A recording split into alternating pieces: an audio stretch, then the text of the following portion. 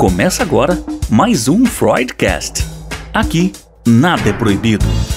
Vamos falar de angústia, sexualidade, maternidade, pânico, remédios, síndromes, fetiches e tantos outros assuntos que envolvem nosso inconsciente, só que, desta vez, quem vai sentar no divã são as neuroses e não o paciente.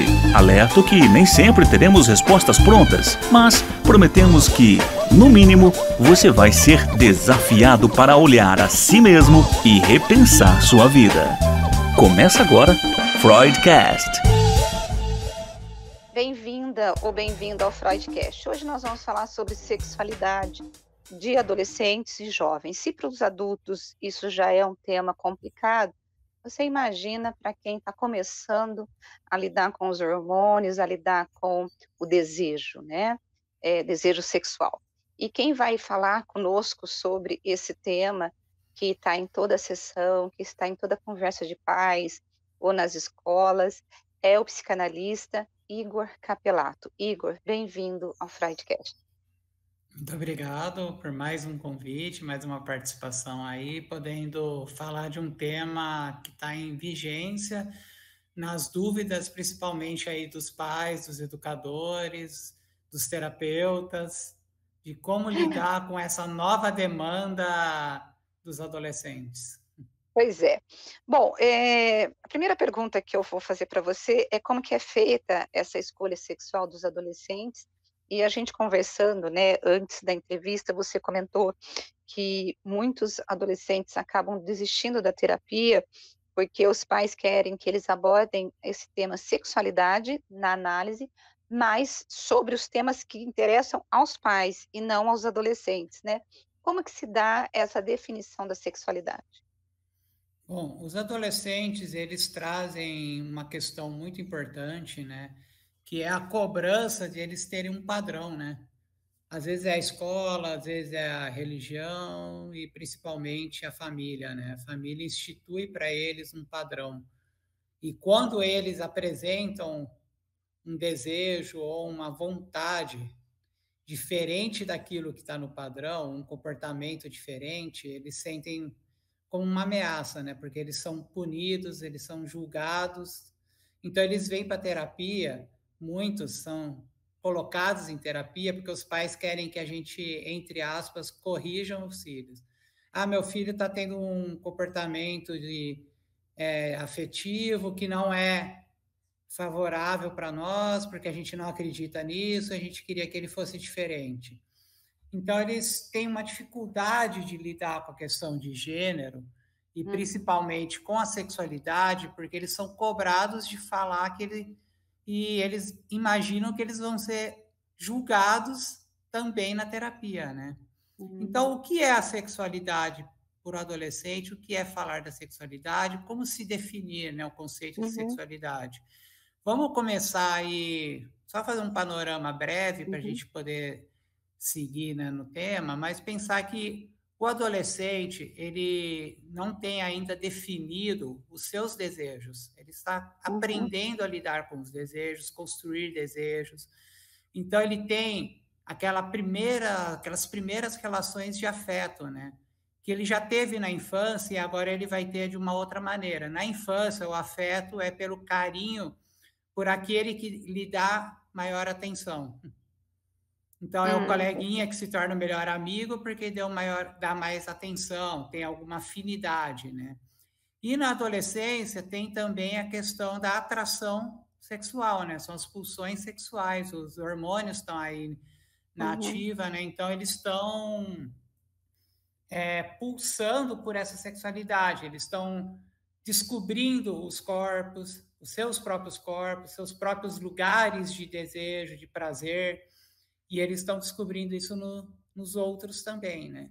Então, existe muita curiosidade e muita, né, vamos dizer assim, informação que vem chegando para esses jovens, esses adolescentes, seja pelas instituições, pela família, mas principalmente pelas redes sociais, pelos veículos aí que eles estão tendo de comunicação, e são muitas informações aí que às vezes são pautadas em algum embasamento científico, a maioria das vezes não, são colocações de outros jovens também, e eles vão absorvendo tudo aquilo e eles vão ficando curiosos e tendo vontade de experimentar muita coisa, de descobrir muita coisa, porque eles não têm um suporte, muitas vezes, para perceber o que eles realmente querem, né? Falar de desejo, poder construir desejo. Então, muitos estão com a autoestima muito fragilizada, porque eles não conseguem se constituir ainda enquanto indivíduos, e eles vão em busca daquilo que o grupo está lhe oferecendo como padrão, como necessidade. Então, o grupo diz, está na moda ter um relacionamento, que a gente vai comentar aí, trissal. E aí eles vão em busca desse relacionamento trissal, porque eles querem experimentar aquilo que o grupo está dizendo que é interessante. Essa problemática, talvez, aí que a gente possa iniciar, é que eles não falam sobre sexualidade. Eles falam sobre angústias de não saber o que eles querem. A sexualidade é só mais um fator dentro das angústias, porque existe a angústia também de não saber o que se quer em termos de profissão, que eles têm que já começar a escolher, muitos já estão sendo cobrados de escolha, do que eles querem enquanto lugar cultural. Então, eles vão lá ouvir funk, ouvir samba, ouvir axé, ouvir forró, e às vezes não é o que eles gostam, ou vai ouvir rock, e às vezes o que está ouvindo rock gosta de funk, o que está ouvindo funk gosta de rock, mas o grupo, a comunidade a qual ele pertence, lhe coloca naquele lugar de que ele tem que seguir aquele padrão, aquele perfil, e ele acaba indo, porque talvez ele não consiga assumir o próprio desejo, o próprio gosto.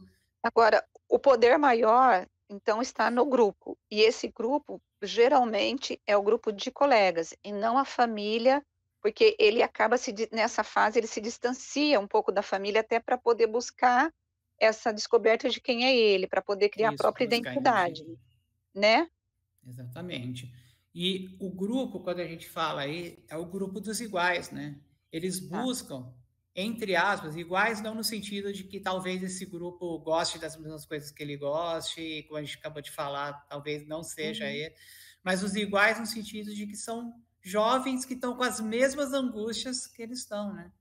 Estão na mesma faixa etária, então eles buscam, porque é mais fácil conversar sobre um tema, como, por exemplo, a sexualidade, com um colega da mesma idade, do que conversar com o adulto que já vem programado, vamos dizer assim, já vem com aquele rótulo do tabu, né? Se eu falar com meu pai que eu gosto disso, eu gosto daquilo, ou que eu tenho vontade de experimentar isso ou aquilo, eles já vão negar de cara.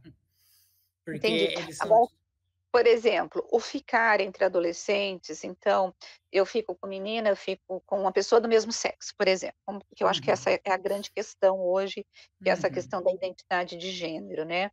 Os adolescentes, diferentemente de nós, hoje, eles têm muito mais liberdade para poder experimentar e ficar com uma pessoa do mesmo gênero do que na nossa época, por exemplo.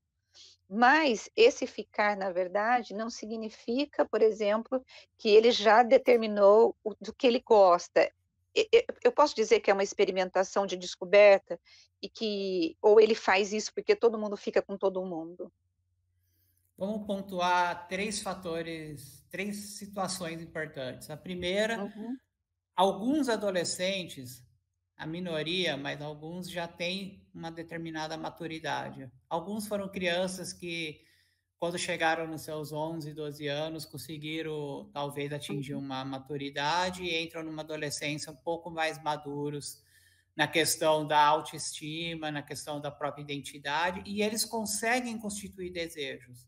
Talvez esses adolescentes possam estar com alguém do mesmo gênero ou estar em situações de gênero diferenciadas daquilo que a sociedade considera como um padrão, talvez porque eles tenham esse desejo mesmo. Talvez eles identifiquem, talvez alguma coisa interna neles desperte esse desejo. Mas vamos pensar que a maioria ainda não chegou numa maturidade de elaborar desejo. A maioria dos jovens de 13, 12, 13 anos aí, que estão entrando, né, na adolescência, eles acordam de manhã e não sabem nem se eles querem comer o pão com manteiga ou o pão com requeijão. Eles não conseguem decidir o café da manhã, que está ali a 5 minutos da hora que acordou, muito menos eles vão ter capacidade de decidir com quem eles querem relacionar e que tipo de relacionamento que eles querem ter, de constituir a própria identidade. Vamos lembrar que eles estão na fase de formular novamente a identidade. Era uma identidade de criança e agora uma identidade de adolescente que demanda um tempo para se constituir, né? E aí, essa é a segunda questão importante. Esse adolescente que não tem ainda essa formação da identidade, do desejo, ele experimenta para cobrir essa falta de desejo, para tentar descobrir, na verdade, o desejo. Não é a sexualidade, não é o gênero, é descobrir o desejo. Descobrir o que é o desejo, né?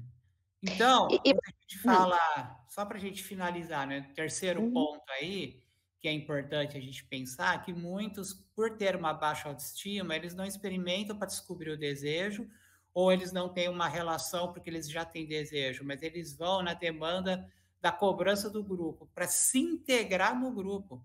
Então, a menina que namora menina, ou o menino que namora menino, ou quando eles têm uma relação trissal, que é com são 3, ou até outras relações poligâmicas, que agora já estão falando aí de um sisal que é de 6, e estão falando de outras, com mais ainda, que é o grupo todo se relacionando entre eles, assim, entre todos juntos, numa relação única.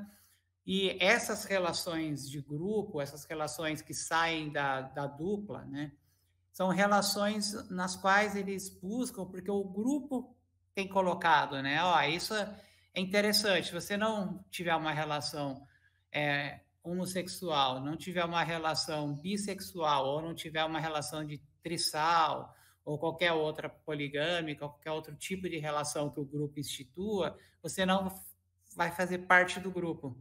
É a mesma coisa do grupo que exige ir no baile funk, que exige ouvir determinada música, ou assistir determinado vídeo. Esse mesmo grupo que decide os gostos culturais é o grupo que decide também as situações de gênero e sexualidade. Agora, de onde que eles tiram essa coisa da poligamia, por exemplo, que é uma coisa que está preocupando os pais, né? Como você colocou agora. E aí a minha pergunta é, porque nós temos, por exemplo, relacionamento trisal, né? Que é o relacionamento a 3, onde você tem ali ou 3 meninos, ou 3 meninas, ou uma menina, 2 meninos, ou 2 meninos e uma menina, independe do gênero, mas aí eles se relacionam entre eles. Eles têm maturidade para poder lidar com essa questão de dividir afeto, de dormir, de transar? Como que fica a cabeça deles? Porque o poligâmico, porque a nossa sociedade não é poligâmica, né? Aí eles estão introduzindo isso hoje dentro desses relacionamentos. Como que fica? Eles não brigam? Você não tem aquela coisa de você dividir, de você compartilhar? Ou não tem ou você não compartilha nada? Ou nós estamos naquela história da sociedade líquida, que é mais fácil eu me relacionar com todo mundo e eu não me relaciono com ninguém? Vamos pensar que, não constituindo um preconceito, porque existem algumas pessoas que têm esse desejo bem estabelecido, bem maduro, e decidem ter relações aí poligâmicas, eles têm uma consciência do que eles estão tendo, eles estabelecem regras e padrões para terem essa relação dentro do desejo. O adolescente que ainda está constituindo o seu desejo, ainda não tem, por que ele busca a relação poligâmica? A grande maioria tem trazido a questão da frustração. O que é a frustração? Se eu tenho um relacionamento a 2, eu e mais uma pessoa, e essa pessoa briga comigo, ou essa pessoa tá num período que ela está angustiada, deprimida, e aí a gente não tem um relacionamento, porque ela está com raiva, ela está distante, ela pediu para ficar sozinha, eu não suporto a frustração da perda do outro, e eu não tenho a quem recorrer. No relacionamento poligâmico, se eu tenho 2 pessoas, pessoa A e pessoa B, se a pessoa A falar que não vai poder ficar hoje comigo, eu tenho a pessoa B. para superar. Se a pessoa tá com raiva, tá brigando, eu deixo de lado e recorro à pessoa B. Então, Hum. existe essa questão importantíssima, que é talvez um dos temas mais preocupantes da adolescência, que a gente tem que dar atenção, de que os adolescentes não estão aprendendo a lidar com frustração. Então, eles buscam relacionamentos em grupo, porque no grupo o fulano não pode hoje, o ciclano pode. Então, eu já ouvi de adolescentes dizer assim: eu ia sair com a menina lá para ir no cinema, ela não pôde, eu saí com a amiga dela. E é consentido, Vitor, a amiga sabe. Talvez não seja consentido, mas talvez seja estabelecido socialmente de que eles podem. Já é E como algo estabelecido, assim, é um padrão estabelecido na juventude, né?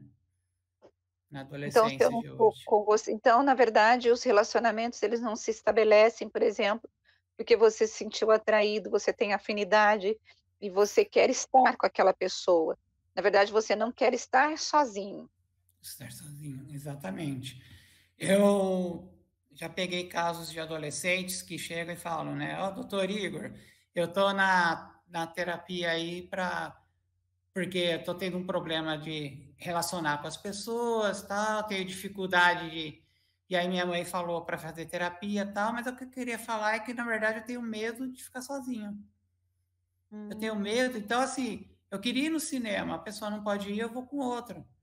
Eu briguei com a minha mãe e com meu pai, eu preciso ter alguém para me escutar. Então, eu preciso estar sempre com alguém. Eles não conseguem estar sozinhos. Eles precisam Agora, estar. Igor, esse medo, né, de estar sozinhos, por que eles têm? De onde vem? É da formação, da educação, da continência que não teve? Porque você junta o medo com a história da frustração.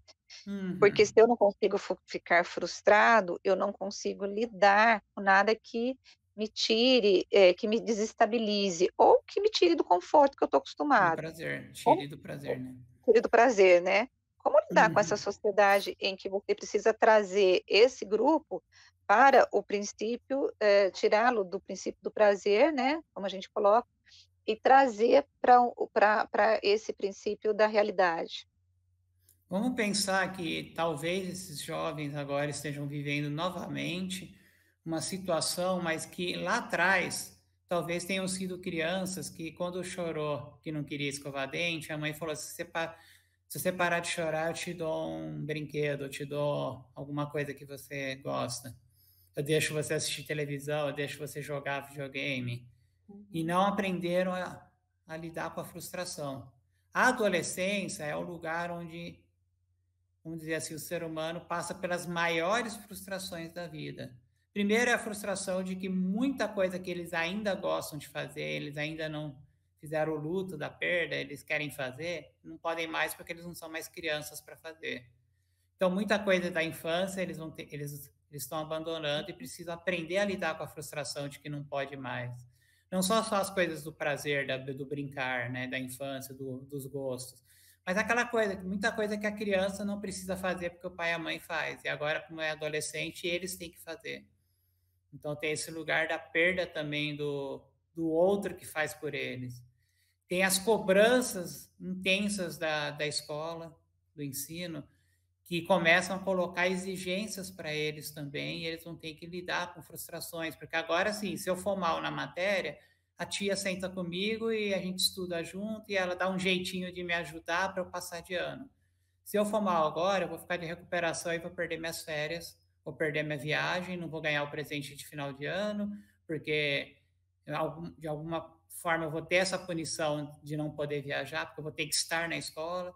Se eu repetir de ano, eu não for bem na prova, eu vou repetir de ano e vou ter que fazer de novo aquele ano e vou perder os colegas, porque agora eles vão estar na outra turma. Então, é muita frustração, né? Tem que decidir coisas que eles não têm capacidade.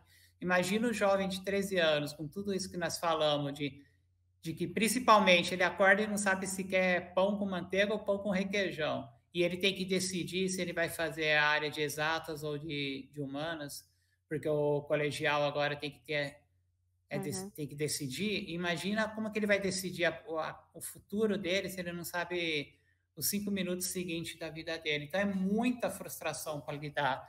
E como que a gente pode cuidar desses jovens para ensiná-los a frustração? É permitir que eles tenham frustração, é não querer amenizar a dor da frustração. Quando o jovem chega angustiado, falando que está com dúvidas, ele não sabe escolher, ele está com raiva, ele tem que escolher, deixá-lo pôr a raiva para fora, né?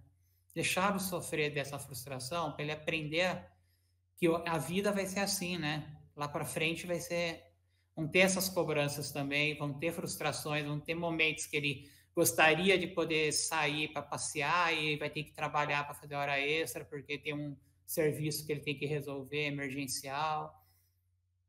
Olha, eu vou fazer uma pergunta, talvez você não tenha resposta, porque eu acho que não deve ter esse levantamento, mas, diante de tudo isso que nós conversamos, e principalmente em relação à questão da sexualidade e da própria adoção, vamos assim dizer, da poligamia, desses relacionamentos trisais, sextais, septemais, nem sei se existe essa palavra, a gente pode dizer que isso é um fenômeno de todos os adolescentes, no sentido, não de todos, obviamente, separando aqueles que você já disse que eles chegam com uma certa maturidade, eles têm o desejo já estabelecido. Mas dá para a gente dizer que isso acontece em todas as classes sociais, ou o jovem mais carente, mais vulnerável, que precisa trabalhar, ou que está lá numa outra situação, não passa por isso? É possível a gente dizer que é um fenômeno da adolescência? Sim, é um fenômeno natural da adolescência, ou que está acontecendo na adolescência, né? A adolescência passa... Vamos pensar que o jovem que está ali, eu não quero fazer isso, se você fizer, você vai ganhar tal coisa. Porque o pai tem a condição financeira de dar, está lidando com a situação da frustração também e não permitindo a frustração. Mas o jovem que tem que trabalhar, ele também é o mesmo... A diferença é que, em vez dele ganhar, ele está indo trabalhar. E ele vai ter que lidar com essa frustração, né, da perda da adolescência. Porque o adolescente, né, ele não vai poder sair para ir no shopping passear, ele não vai poder sair para ir no baile ali ou no show ali com os amigos, não vai poder ir na rua ali jogar bola, porque ele vai ter que trabalhar. É uma frustração também, né? É lidar com essa frustração. Alguns também não conseguem lidar com essa frustração, né? Alguns também não têm. Então, assim, independente da classe social, nós estamos falando de lidar com perdas. Frustração é suportar as perdas, né? E saber colocar alguma coisa de bom no lugar dessas perdas. Agora, você falou que os adolescentes acabam respondendo ao grupo de iguais, né? O que a cultura impacta na decisão desse adolescente em relação à sua identidade de gênero e também à sua escolha sexual ou à sua vida sexual? O grupo, quando o adolescente tem uma baixa autoestima, né, ou ele não consegue constituir os seus próprios desejos, sua própria identidade, ele vai em busca daquilo que o grupo oferece. O adolescente, que também muitas vezes tem até um controle da sua autoestima, mas ele tem uma repressão, por exemplo, dentro de casa, ou de uma cobrança religiosa, ou até da escola, ele também se sente pressionado vamos dizer assim, a adequar ao que o outro está pedindo. Se eu não fizer o que meu pai está querendo, eu estou errado. Muitas vezes ele vai ter que lidar com essa coisa de frustrar o pai, frustrar a mãe, e ele não sabe lidar com frustração, né? Então, é difícil confrontar o outro diante do desejo se eles também estão com dificuldade de constituir o próprio desejo. Onde entra a questão do gênero e da sexualidade no grupo? Porque está em vigência, vamos dizer assim, falar de sexualidade. Porque o que acontece é que o gênero e a sexualidade, vamos colocar tudo num grupo de falar sobre desejos sexuais, entrou dentro de uma categoria de luta, tanto social quanto política, né? A gente usa a questão do gênero para as pessoas poderem se colocar, né? De uma maneira, às vezes, saudável, porque é você poder ser aceito pela sua escolha, e às vezes de uma maneira não saudável, porque vira uma ideologia e uma cobrança de que o outro tenha que ser igual, né? Uhum. E aí, Agora, pode falar. só para finalizar aí, né, pensando, e aí se ele tem um pensamento diferente do grupo, e naquele lugar que ele, no qual ele pertence, ou ele tem que pertencer, né, tem que estar, ele não consegue se adequar, imagina a frustração que é e o medo que é, né? Sabe qual que é a minha questão, Igor? É assim, é saber exatamente, porque ele está em busca do desejo, né? Porque ele não definiu. Uhum. Mas é saber quando que ele descobre, de fato, qual que é o desejo dele e ele decide assumir aquilo que ele gosta. Porque até então ele está numa fase de experimentação. Ou ele vai continuar nessa confusão de experimentação e ele não vai ter essa capacidade de discernir o que ele gosta e o que ele não gosta e conviver, inclusive, com essa decisão dele. Bom, a maturidade, né, vai vir do desejo, né? A maturidade do desejo vai vir quando? Primeiro, esse jovem perceber, conseguir se assumir sem medo de ter que ser igual aos outros. Quando ele pode chegar para o colega e falar, eu gosto de algo diferente de você, eu gosto de ouvir música clássica. E não ter medo de falar isso para o grupo. Quando ele perde o medo de falar, é porque ele está conseguindo assumir a sua identidade.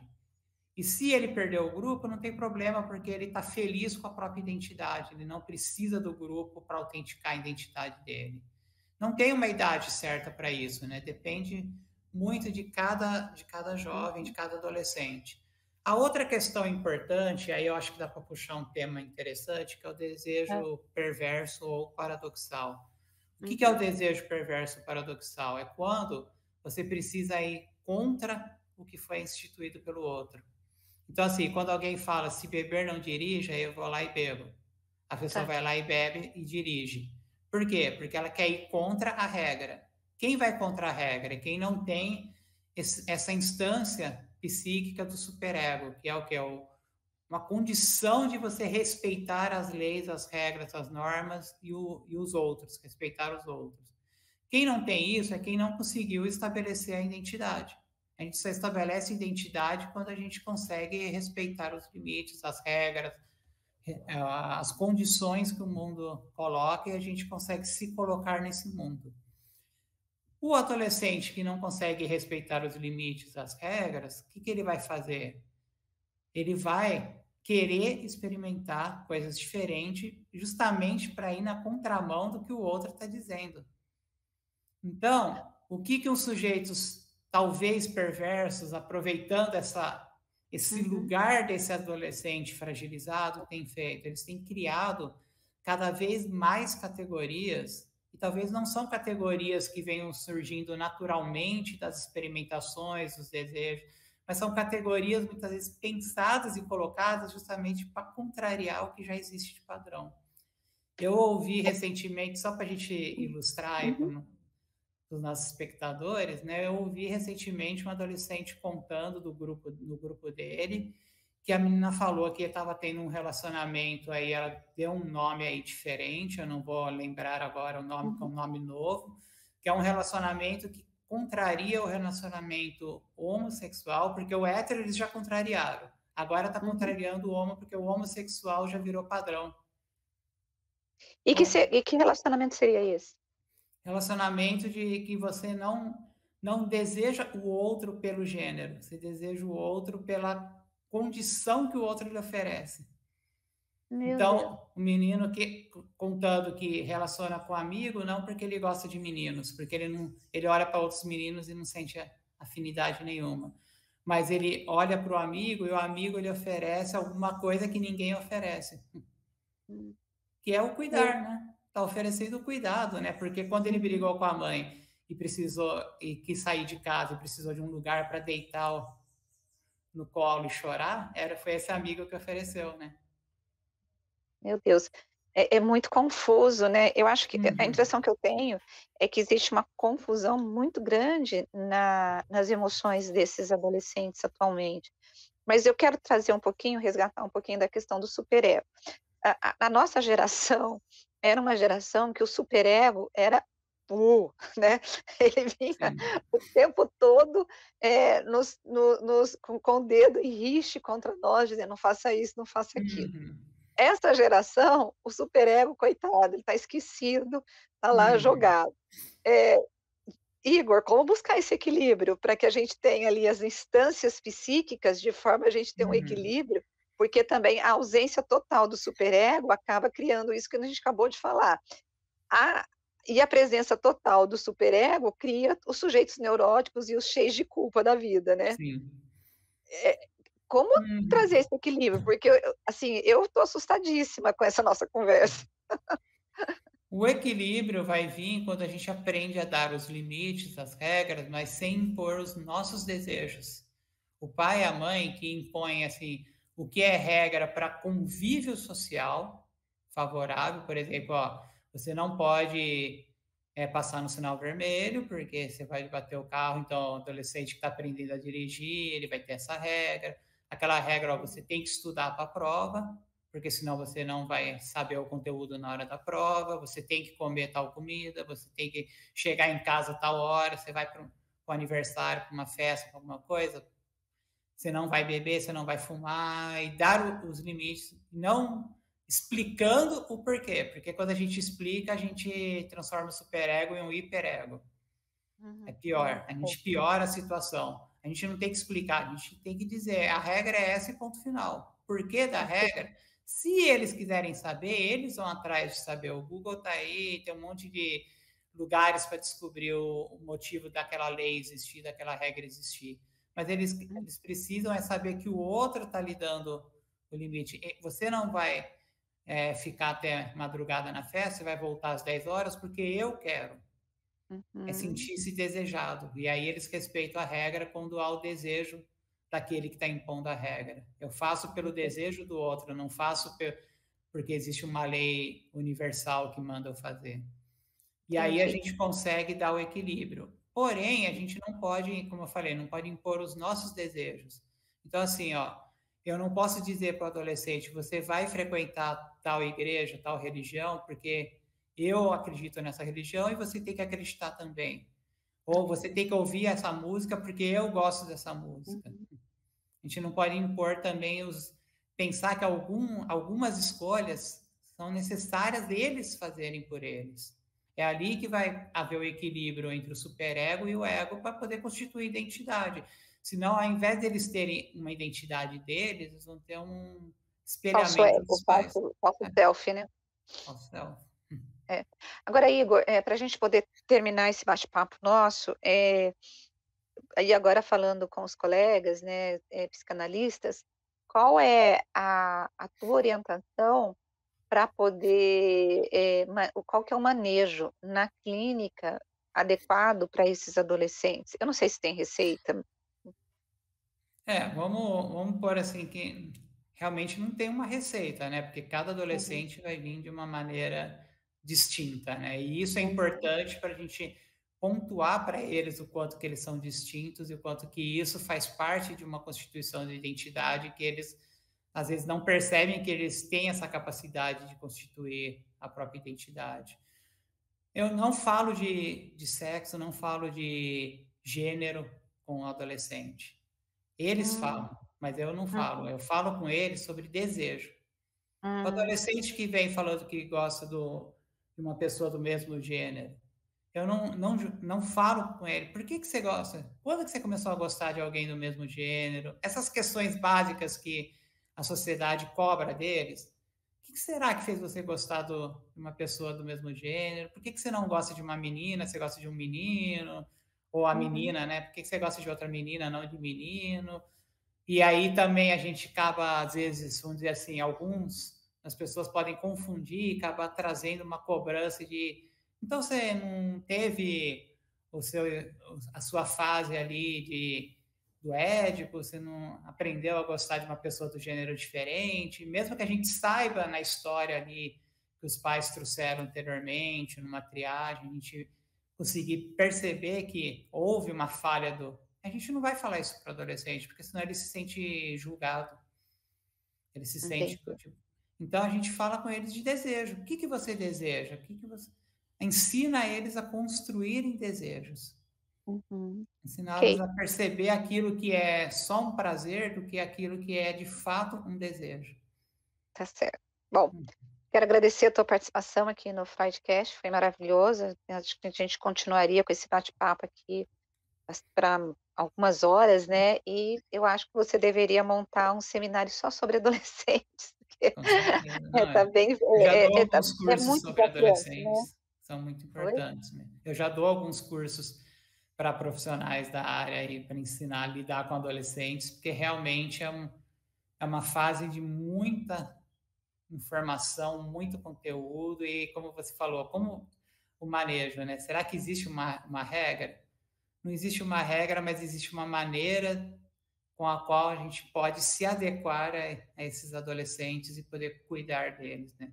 Eu diria que a única regra, ou talvez a regra essencial ali que possa existir é, né, dar o colo para eles, né? Dar o lugar de cuidado, porque o que eles precisam é serem escutados, né? E não serem cobrados.